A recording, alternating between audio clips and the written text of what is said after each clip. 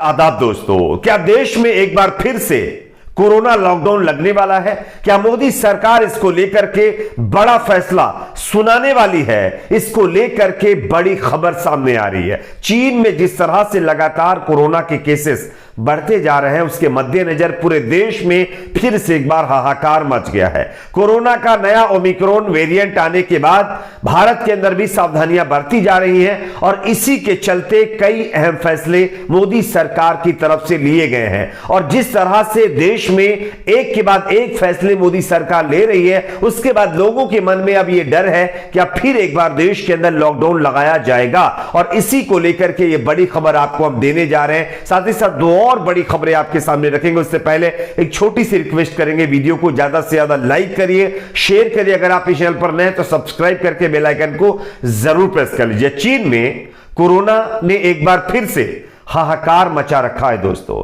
हालात बेहद खराब होते जा रहे हैं। दुनिया भर के विशेषज्ञ इसको लेकर के चिंता जाहिर कर चुके हैं। वहीं दुनिया में दहशत फैला रहे कोरोना के इस नए वेरिएंट की लड़ाई से लड़ने के लिए हमारे देश के अंदर फुल स्पीड में तैयारियां शुरू हो चुकी हैं। मोदी सरकार ने इसको लेकर के 3 बड़े फैसले लिए हैं। सरकार ने कोरोना के नए वेरिएंट ओमिक्रॉन से निपटने के लिए 3 बड़े फैसले लिए, जिसमें पहला फैसला जो है नेजल वैक्सीन को मंजूरी मिल गई है। यानी कि अब आपको वैक्सीनेशन करवाने के लिए इंजेक्शन लगवाने की जरूरत नहीं पड़ेगी। जिस तरह से आप नाक में ओट्रीविन दवाई डालते हैं ना, एक जो ड्रॉप आती है उसको डालते हैं, इसी तरह से आप कोरोना की दवा भी डाल करके अपने आप को वैक्सीनेट कर सकते हैं।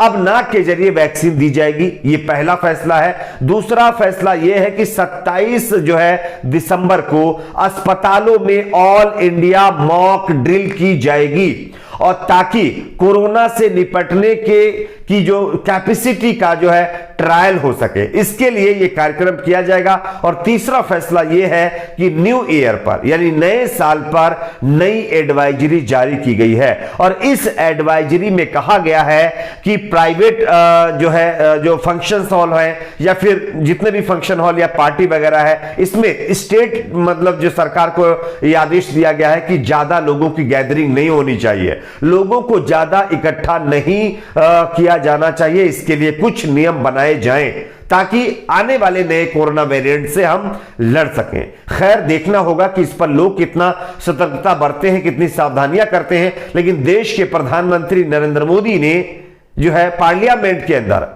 मास्क लगा करके वो पहुंचे और उन्होंने एक संदेश देने की कोशिश की कि फिर से एक बार देश में कोरोना बढ़ रहा है, इसके चलते हम सबको सावधानियां बरतनी होगी। और इसी के लिए आप जानते हैं राहुल गांधी की भारत जोड़ो यात्रा को भी रोकने की बात कही जा रही है। और मोदी सरकार के नेता लगातार ये कह रहे हैं कि देश में बढ़ते कोरोना को मद्देनजर रखते हुए राहुल गांधी अपनी यात्रा को स्थगित कर दें। लेकिन यहां पर दोस्तों अब पॉलिटिकल एंगल से भी इस मामले में एक नया विवाद खड़ा किया जाने लगा है। मैं आपको सबसे पहले इस खबर को दिखा रहा हूं, आप देख सकते हैं। देश के प्रधानमंत्री नरेंद्र मोदी पार्लियामेंट के अंदर तो मास्क लगाकर पहुंच गए, लेकिन उनको एक दिल्ली के शादी समारोह में शामिल होना था, वहां पर उनके मुंह पर मास्क नहीं था। और इस तस्वीर को पोस्ट करते हुए कांग्रेस की स्पोक पर्सन सुप्रिया श्रीनेत ने मोदी सरकार के ऊपर, बीजेपी के ऊपर सवाल खड़े किए। उन्होंने क्या लिखा है मैं आपको दिखा रहा हूं, आप इस खबर को देखिए। बोलता हिंदुस्तान ने इस खबर को छापा है और लिखा है कि कल शाम दिल्ली में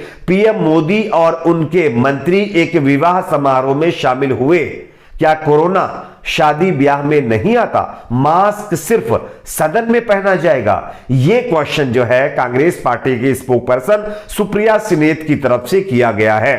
क्योंकि प्रधानमंत्री जी जब जो है पार्लियामेंट के अंदर जाते हैं मास्क लगा करके, तो अच्छी बात है, वहां पर जा रहे हैं तो अच्छी बात है, लोगों को संदेश दे रहे हैं। लेकिन क्या उसके बाहर आने के बाद कोरोना खत्म हो जाता है? यह सवाल किया गया है। खैर, यहां पर एक ही सवाल नहीं है, यहां पर उद्धव ठाकरे ने भी मोदी सरकार से सवाल पूछा है। सवाल यह पूछा है, उनका साफ तौर पर कहना है कि राहुल गांधी की यात्रा को, भारत जोड़ो यात्रा को रुकवाने की बीजेपी के नेता खूब कोशिश कर रहे हैं। अब ईडी, सीबीआई, इनकम टैक्स के बाद कोरोना एक ऐसा बीजेपी का हमसफर बना है जो हर मुद्दे में अपने आप को बीजेपी इसके पीछे बचाने की कोशिश करती है। और इस पर खुद उद्धव ठाकरे क्या कह रहे हैं, जरा आप इस खबर को देखिए।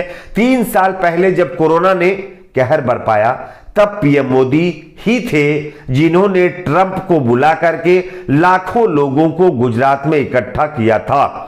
क्या तब कोरोना नजर नहीं आया था? यह सवाल उद्धव ठाकरे ने मोदी सरकार से किया है, और इसलिए किया है क्योंकि मोदी सरकार और उनके नेता ये कोशिश कर रहे हैं कि भारत जोड़ो यात्रा को स्थगित किया जाए। इस पर जो है सवाल खड़े करते हुए उद्धव ठाकरे ने काउंटर क्वेश्चन किया है। अब देखना होगा मोदी सरकार इस पर क्या जवाब देती है। फिलहाल एक और खबर की बात करते हैं जो कि गुजरात से सामने आ रही है। गुजरात मॉडल की अक्सर आप लोगों ने बात सुनी होगी, चर्चा सुनी होगी, लेकिन दोस्तों गुजरात के अंदर एक बार फिर से माहौल खराब करने की कोशिश की जा रही है। मैं आपको खबर दिखा रहा हूं, आप देख सकते हैं। बोलता हिंदुस्तान ने भी इस खबर को छापा और लिखा है, सांता क्लॉज बनकर गिफ्ट बांट रहे शख्स को भीड़ ने पीटा और कहा यह हिंदुओं का इलाका है, यहां यह सब नहीं चलेगा। अब जानते हैं कुछ ही दिनों के बाद क्रिसमस आने वाला है और जो लोग इस फेस्टिवल को सेलिब्रेट करते हैं वो इस तरह से जो है सांता क्लॉज बन करके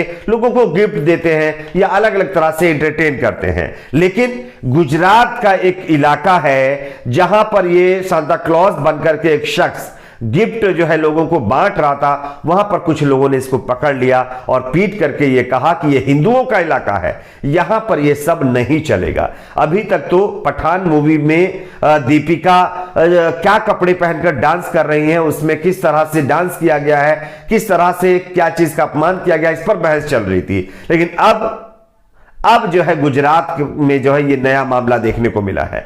आप लोगों ने देखा होगा कुछ सालों से हमारे देश के अंदर लगातार लोगों को धर्म के नाम पर बांटा जा रहा है। लोगों को धर्म के नाम पर इस तरह से फंसाया जा रहा है कि उनको जो देश के बेसिक मुद्दे हैं उनको उनके बारे में पता ही ना चले। मीडिया के अंदर भी और जो पॉलिटिकल पार्टीज है उनके अंदर भी इस तरह की चीजें हो रही है। लेकिन ये गुजरात से खबर है। गुजरात मॉडल का बखान पूरी देश में होता है, पूरी दुनिया में करने की कोशिश की जाती है और इस बार गुजरात के अंदर बीजेपी प्रचंड बहुमत के साथ उन्होंने इतिहास रचा और 156 सीटें जीती। अब तो 3 और विधायकों ने जो इंडिपेंडेंट थे उन्होंने बीजेपी को समर्थन दे दिया है। लेकिन उसके बावजूद भी अगर फुल मेजोरिटी के साथ सरकार में आने के बाद अगर बीजेपी राज्य के अंदर इस तरह से हो रहा है कि एक शख्स सांता क्लॉज बनकर के लोगों को गिफ्ट बांट रहा है तो उसको यह कह करके पीटा जाता है कि यह हिंदुओं का इलाका है, यहां पर यह सब नहीं चलेगा। तो इससे बुरे दिन आखिरकार कैसे देखने को मिलेंगे? इससे बुरे दिन क्या होंगे? सोचिए आप, एक शख्स को उसके फेस्टिवल को सही तरीके से सेलिब्रेट करने नहीं दिया जा रहा है। अब तो इलाकों में चीजों को बांटी जा रही है कि आप हमारे एरिया में आकर के ये नहीं कर सकते, आप यहां पर आकर ये नहीं कर सकते। हां, उनकी मर्जी जहां करेगी वहां पर जाकर डीजे बजाएंगे, नारेबाजी करेंगे, सब करेंगे, लेकिन दूसरे समुदाय के लोग नहीं कर सकते हैं। खैर, आपकी इस पर क्या राय है जरूर बताएं। वीडियो को ज्यादा से ज्यादा लाइक करिए, शेयर करिए, चैनल को सब्सक्राइब जरूर।